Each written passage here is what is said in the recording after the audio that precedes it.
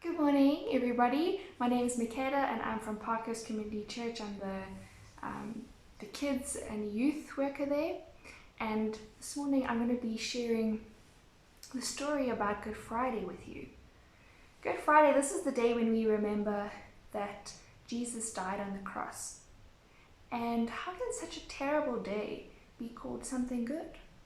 So hopefully today, I'm going to be just explaining a little bit of why this day came to be known as Good Friday for Christians around the world.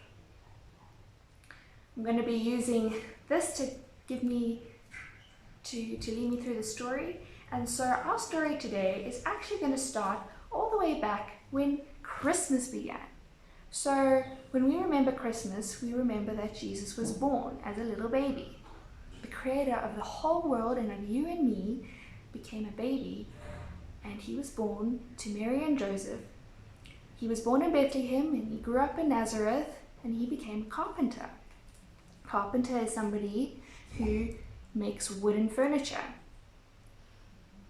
Then when he was about 30 years old, he began to teach the people the ways of God, and he began to perform many miracles. He did lots of different things, like turning water into wine, walking on water over here. He healed the sick and those who couldn't walk. He even raised the dead, and he fed 5,000 people when they didn't have anything to eat. Jesus was an incredible man, and he was an incredible friend. He asked 12 men to be his helpers, and he called them his disciples. Over here we can see all of his disciples in the middle there. Jesus became very popular, and the leaders in that day did not like it. They were jealous, and they didn't like the fact that he was becoming so popular and healing people and gaining lots and lots of followers. They wanted to arrest him, but he hadn't done anything wrong. Then they got one of his own friends, one of his disciples, to betray him. And he went and he told them how they could arrest Jesus. Many of the disciples ran away that night because they came to arrest him, and they had weapons, and they took him away like a criminal, but he'd done nothing wrong. Jesus hadn't harmed anyone. Peter, Jesus' best friend, was so scared that he even told them that he didn't know who Jesus was. This made Jesus really, really sad. His own best friend had left him. He was alone, and he knew what was coming. The night before he was going to be killed, he prayed to his Father and asked him that he would be able to change his plan. But God said, "I'm sorry, this has to happen."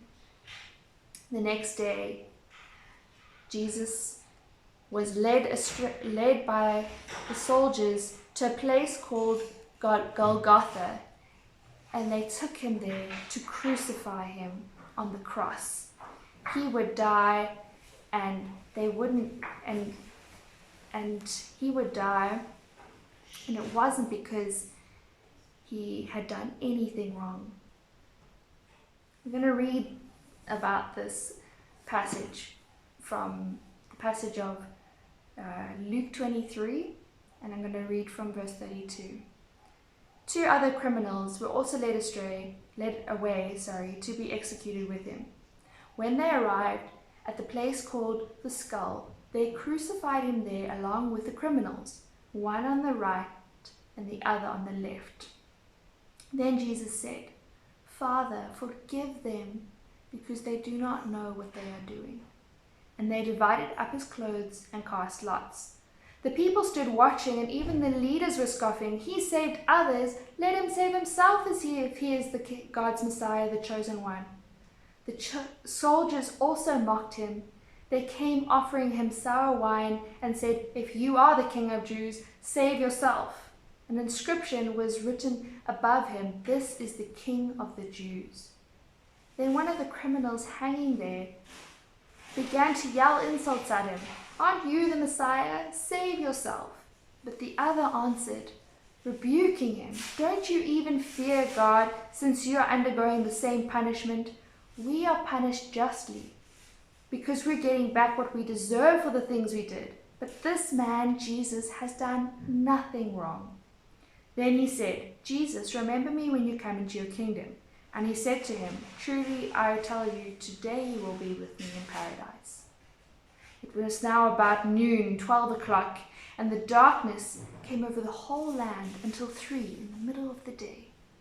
Because the sun's light failed, the curtain of the sanctuary was split down the middle, and Jesus called out in a loud voice, "Father, into your hands I can trust my spirit." Saying this, he breathed his last. You see, Jesus willingly went to the cross. Jesus willingly gave up his life. And why did Jesus do this if he hadn't done anything wrong? He'd never done anything bad. He'd never sinned. Jesus had to die in this way in order for us to become close with him. God punished Jesus so that we didn't have to get punished for the bad things that we have done. It's a very sad day, but it's a very good day, because Jesus washed away all our sin so that we can become friends with God again. And that is why it's called Good Friday. Not because it was a happy day, but because it was a good day.